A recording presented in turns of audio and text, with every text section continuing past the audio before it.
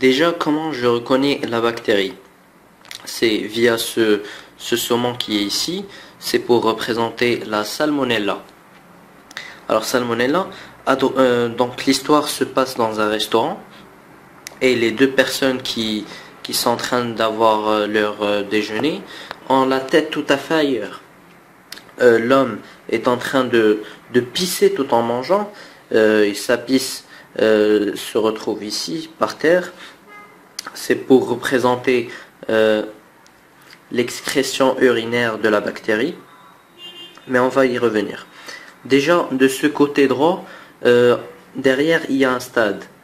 Et sur le stade, il y a représenté le typho d'un phénix. Pourquoi le typho? C'est pour représenter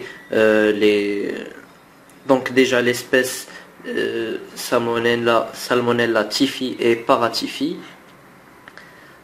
donc qui vont causer des fièvres typhoïdes. Par contre, de l'autre côté, ce sont les salmonelloses non typhoïdiques. Alors, du côté tout à fait droit, on a ce monsieur qui fait Nedal. Il dit il a Nedal. Et en fait, où ça va nous servir, c'est pour le sérodiagnostic de Widal. Widal, Nedal, c'est à peu près pareil. Elle a dans sa main, donc ces deux fourchettes, c'est pour le sérodiagnostic. Pourquoi deux fourchettes? Car le diagnostic est secondaire, c'est pas la base du diagnostic. Et sur sa main toujours, on a un billet de Flous. Pourquoi Flous? Flous, Félix, c'est à peu près pareil. Donc le sérodiagnostic de Widal et Félix. On voit qu'il a une fièvre, c'est représenté par ceci. Et sur son dos, c'est le signe de... C'est comme le S de Superman, lui c'est Monsieur Super Caca. Pourquoi Super Caca? Car il excrète les selles d'une vitesse tout à fait surprenante, c'est pour représenter la diarrhée. Donc ces selles, elles vont passer à travers les égouts, puis vont passer dans la rivière, et c'est cette rivière qui va servir d'eau pour l'eau que va boire le monsieur dans le restaurant. Donc la femme est aussi tout à fait, elle pense à autre chose. Déjà, elle est en train de caresser ce chat qui est sale, qui a la tête sale. C'est pour représenter que les salmonelloses non typhoïdiques ont une origine, sont commensales chez le tube digestif des animaux. Voilà donc, et cette femme, elle est en train de penser. En fait, c'est une immunodéprimée et elle pense. Elle pense qu'elle n'est pas immunodéprimée, mais qu'elle est immunocompétente. Et donc là, c'est elle. Elle pense qu'elle aura juste quelques vomissements et de la diarrhée, mais rien de grave. Et que c'est les autres qui sont immunodéprimés qui vont avoir une septicémie. Donc septicémie, je prends le 7 de septicémie, je le mets ici. Et la méningite, je fais un trait rouge qui est parallèle au trajet des méninges.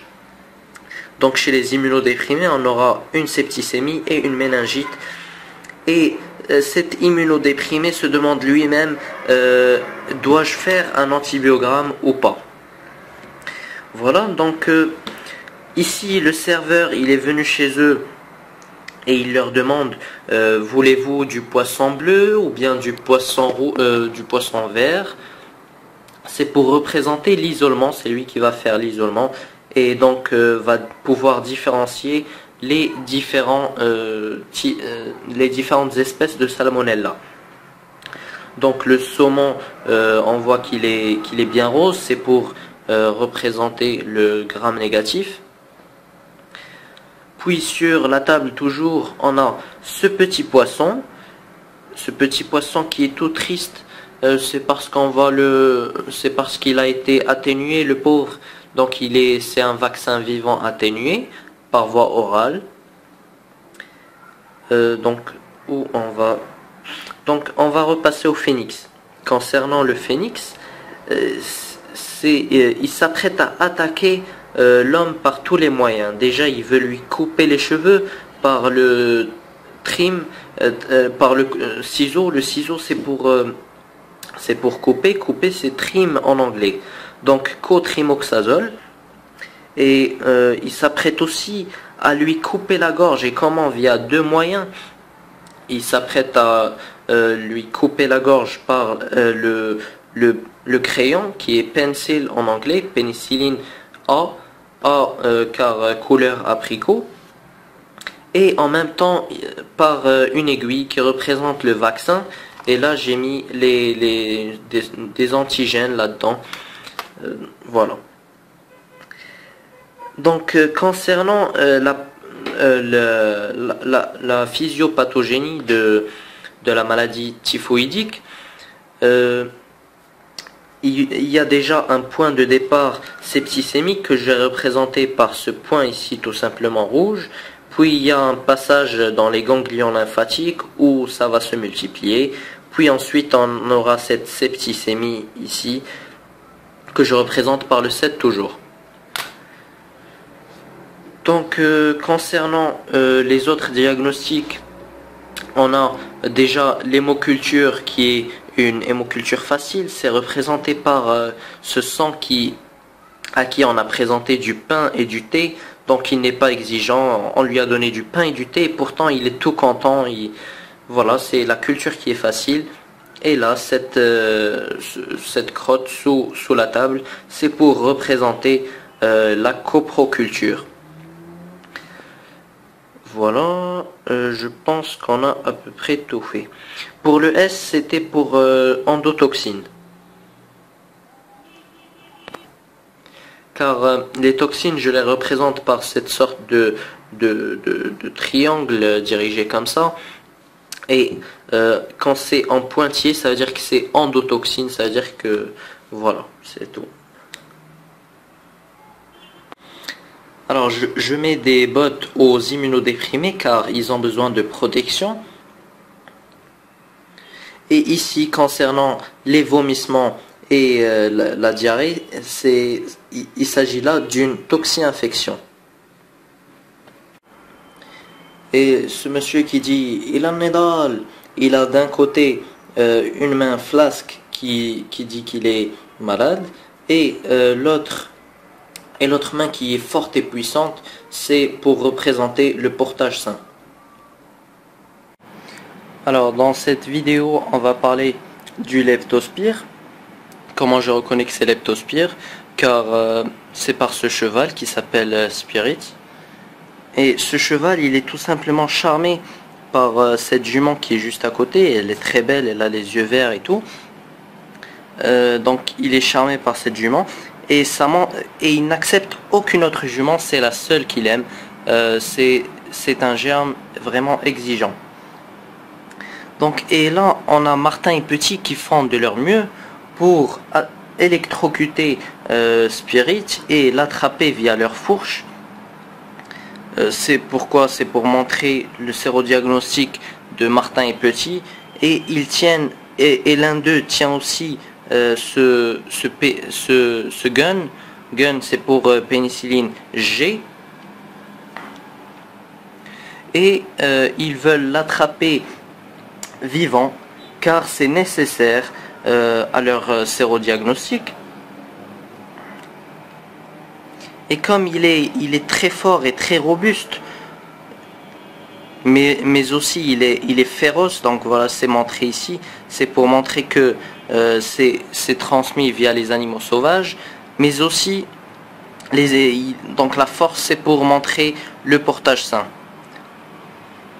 Donc comme il est féroce et fort, donc ils ont mis 10 jours pour l'attraper. C'est la durée à partir de laquelle on peut commencer le sérodiagnostic.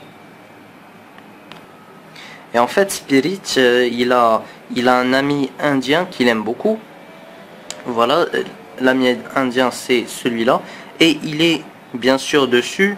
Il aura malheureusement le germe via transmission directe, transcutanée, et indirecte, car en galopant, l'eau du fleuve saute l'eau du fleuve sort par le fleuve et atteint l'Indien, donc c'est montré ici.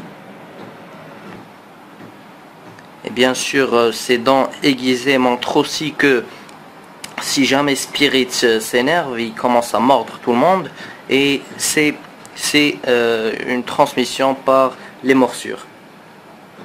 Et cet Indien, il aime beaucoup Spirit. C'est pour ça qu'il lui a offert cette amulette que voici. J'ai mis ça en pointillé pour représenter l'endotoxine. C'est comme ça que je représente les endotoxines. Donc voilà. Et malheureusement, les frottements de l'Indien avec le cheval vont causer à l'Indien plein de problèmes. Même si sa peau est saine, je l'ai représenté par cette jambe bien musclée. Donc même si sa peau est saine, il aura des problèmes. Comme la septicémie que je représente par ce 7 qui est ici. Par la méningite, représentée par ce trait qui est parallèle au méninge. Mais aussi la néphropathie que j'ai représentée via ce rein qui est ici. Ce rein qui est rouge et donc atteint. Mais aussi par la chaleur que va causer le frottement, et ça lui cause tout simplement une fièvre. Donc cette chaleur va aussi endommager son foie, donc ça va lui causer une hépatite. Donc Spirit a été attrapé la première fois par une corde nouée, voilà que je représentais ici, et comme on a mentionné tout à l'heure, il a peur du gun qui est la pénicilline G. Donc en fait, cette histoire se passe pendant la nuit. J'ai représenté ici un peu de noir, et les étoiles. Donc pourquoi le noir? C'est pour le microscope à fond noir, et ces étoiles, ça va un peu représenter les leptospires. Donc c'est comme ça que c'est via ce microscope à fond noir que se fait l'examen direct. Donc Spirit, grâce à sa force tout à fait incroyable, il écrase le vaccin. Voilà le vaccin écrasé. Et en même temps, en train d'avancer, il est en train d'uriner. Donc l'urine va se déverser dans le fleuve, puis comme on a dit, l'eau du fleuve va être transmise via la peau saine de l'Indien, et ça va lui causer des problèmes. Donc Spirit, et on essaye de l'attraper de tous les côtés. Il se demande comment il va tous les esquiver. Ce fait de se demander, c'est comme une interrogation. Donc le leptospire interrogans, c'est le seul à être pathogène pour l'homme. Et bien sûr, comme on l'a déjà mentionné, le travail de Martin Petit, c'est d'attraper ce Spirit. Et donc travail, maladie, c'est pourquoi travail? Car il s'agit d'une maladie professionnelle. Donc il s'agit là du Corynebacterium diphtheria. Comment je reconnais la bactérie? C'est via ce rhinocéros, Coryné, rhino, donc c'est un peu pareil. Donc en fait l'histoire, c'est que ce rhinocéros, il a son fiston ici, et le papa, qui est un homme, a aussi son fiston sur le rhinocéros. Donc le rhinocéros regarde son fils se battre avec cet homme-là, et il est tout fier de lui. Voilà, il sourit. C'est pour montrer le commensalisme. Et donc ce petit rhinocéros, comment il attaque l'homme? C'est en lui crachant dessus, mais aussi par ces différentes toxines qu'il lui envoie et avec lesquelles il l'attaque. Ces rhinocéros sont tous les deux bleus et sous cette forme là, donc ce sont des bacilles gram positifs. Le gros rhino se trouve dans de la boue. C'est pour dire que le germe n'est pas vraiment exigeant. Voilà. Euh, pour le vert, c'est tout ce qui est commensalisme. Donc le commensalisme le représente par le vert. Donc il est commensal de la peau et ainsi que du rhinopharynx. Le petit garçon s'inquiète beaucoup pour son père. Il lui dit: Papa, papa, attention, attention, le petit rhinocéros va te gagner. Et là, il crie de toutes ses forces et dans sa bouche, on peut voir ces deux amygdales qui sont bien enflées. Ce sont les angines à fausse membrane. Et il est en train de crier de toutes ses forces dans ce magnétophone. C'est pour dire que c'est une maladie à déclaration obligatoire. Mais pas que ça, il est en train de verser du lait bouillant. Voilà, voilà, c'est du lait bouillant sur ce rhinocéros. Et ce lait bouillant va tout simplement détruire le postérieur du rhinocéros. Le lait, c'est pour bêta-lactamine. Et voilà. Et en même temps, avec une troisième main, voilà, il fait tout son possible. Avec une troisième main, il lui injecte cette punaise dans le postérieur, punaise. Donc, dans les lettres, parmi les lettres de punaise, on retrouve PNI. Donc, le vaccin fait bien partie du PNI. Concernant, ici, j'ai introduit un écouvillon dans le nez du rhinocéros. C'est pour montrer que c'est là qu'on fait le prélèvement pour les commensaux.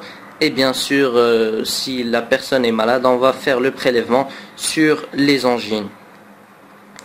Donc ici on a ce macrolide, ce crow, ça veut dire corbeau en français, et crow ça va nous servir pour macrolide. Ce macrolide est tout le temps en train de grignoter du dos du rhinocéros et le rhinocéros n'y peut rien.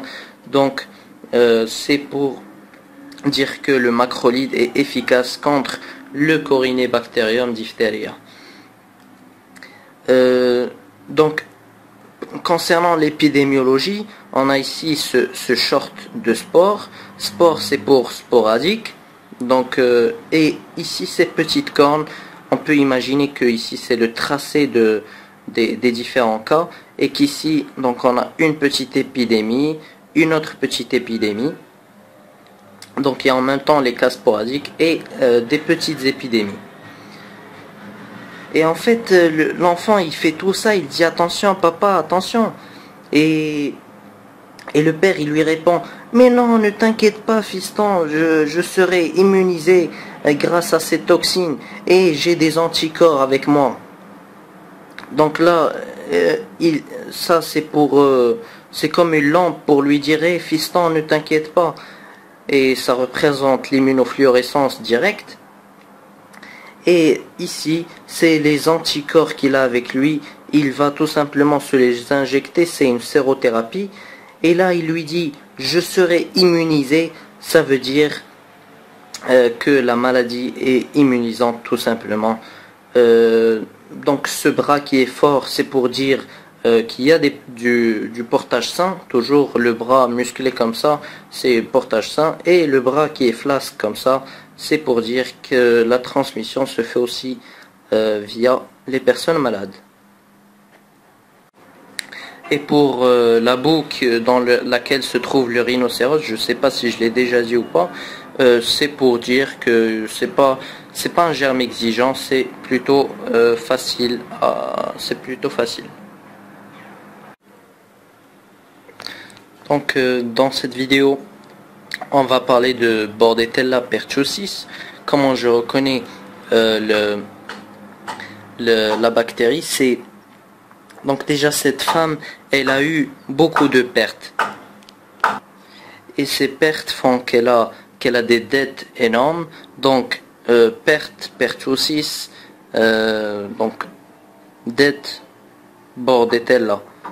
Voilà, donc Bordetella pertussis. Et comment elle va faire pour payer ses dettes? Elle doit cuisiner. Elle doit cuisiner du bon poulet. Et le bon poulet, ça prend beaucoup de temps pour cuire. Donc Donc le coq, ça va nous servir plus tard. Et donc elle doit à tout prix cuisiner et elle doit enseigner sa fille à cuisiner. Et sa fille vraiment, elle ne veut pas. Et ça pousse sa mère à crier encore plus. Donc tous ces cris, c'est pour montrer la déclaration obligatoire. C'est obligatoire et il faut cuisiner pour payer les dettes. Et pendant qu'elle crie, donc ces gouttelettes de mucus vont se jeter sur la fille et vont la contaminer. C'est la transmission via les gouttelettes de mucus. Et la fille, après un bon moment, après avoir écouté sa mère, elle lui dit: tu peux crier jusqu'à demain, moi je m'en fous de toute façon, moi je suis immunisé contre tes cris, je n'ai pas de problème. Et l'immunisation dure jusqu'à 50 ans. Et sur la même fille, on voit cet écouvillon. Donc on peut faire le prélèvement via l'écouvillonnage ou via l'aspiration pour les petits enfants. Et en fait, ce coq, il a besoin de beaucoup de temps pour être cuit. Donc beaucoup de temps, il a besoin aussi du feu. Le feu, c'est pour le CO2. Il a besoin d'eau. Il a besoin de plein de choses. Il a besoin d'une semaine pour la cuisson parce que c'est un coq qui est bien de qualité. Il faut beaucoup de temps pour le cuire. Et il a besoin bien sûr des bons ingrédients. Il faut bien du bon sel, peut-être un peu d'huile, je sais pas moi. En tout cas, il est très très exigeant. C'est pour ça qu'on a fait tout ça. Et ces coqs, pendant qu'ils sont en train de cuire, on voit qu'ils tiennent les cils. Donc ça, ce sont des cils. Donc ils tiennent les cils via leurs ailes et les paralysent. Et en même temps, ces coqs, ils sont en train de lancer comme des toxicrottes, je sais pas moi, des toxicrottes inflammables. Chaque fois qu'une toxicrotte touche le mucus, elle va entraîner une inflammation. Donc c'est la toxine pertussique. Les globules rouges, donc ils sont ici, ils sont tout contents, tout tranquilles. Ce globule rouge, il est même en train de nager le dos sur le sang. Ça prouve qu'il n'y a pas de septicémie. Les globules rouges sont tranquilles. Ces deux coqs que j'ai mis ici, c'est pour représenter les deux semaines différentes. Ça c'est la première semaine, ça c'est la deuxième. Donc lors de la première semaine, il n'y a pas vraiment de chant de coq, mais après la première semaine, on voit qu'il y a ce chant. Ce chant, donc c'est lors de la phase catarrhale. Et la femme, quand elle entend ce chant, après une semaine, elle commence elle aussi à chanter, même si elle était très énervée. Donc donc cette phase catarrhale, elle est très contagieuse. Même la femme qui est énervée, elle s'est mise à chanter comme ça. Donc, bien sûr, il n'y a que les personnes qui peuvent cuisiner les coqs, donc c'est strictement humain. Pour bien sûr Bordetella pertussis. Et la mère, en fait, là elle est vraiment énervée. Elle va passer aux choses sérieuses. Elle lui dit: si jamais tu veux pas cuisiner, je vais te piquer avec cette grosse punaise. Cette punaise, ça fait partie du PNI. Donc punaise, donc comme on dit toujours, c'est les 3 lettres qui font partie de punaise. Et ici, elle va la frapper avec cette louche. La louche, donc jette ses rayonnements, c'est pour l'immunofluorescence directe. Et en même temps, ici on a un réfrigérateur, il y a dessus écrit Picard. On va prendre les 3 lettres PCR, donc on peut faire le PCR pour Bordetella. Concernant les antibiotiques, on va retenir juste 2. Donc ici, le pénicilline G, G c'est pour gun. Donc le pénicilline G est tout à fait collé à ce récipient, parce que le récipient c'est comme un aimant. Donc une fois collé, et bien sûr il pourra rien faire. Donc ça représente la résistance naturelle à la pénicilline G. Et ce récipient aussi se trouve dans un gros trou. Trou c'est pour érythromycine. Érythromycine, voilà, c'est pour ce gros trou. Donc ici il s'agit de la brucella. Comment je reconnais la bactérie? C'est via Bruce Lee qui est ici, qui est bien musclé de ses jambes de partout. C'est bien musclé, c'est bien, pardon, c'est bien Bruce Lee. Voilà, donc il s'agit d'une zoonose. Comment je le sais? C'est parce que ce minot qui est ici, minot, toujours minot c'est pour les aminosides, et c'est une espèce d'oiseau qui a les yeux entourés de jaune.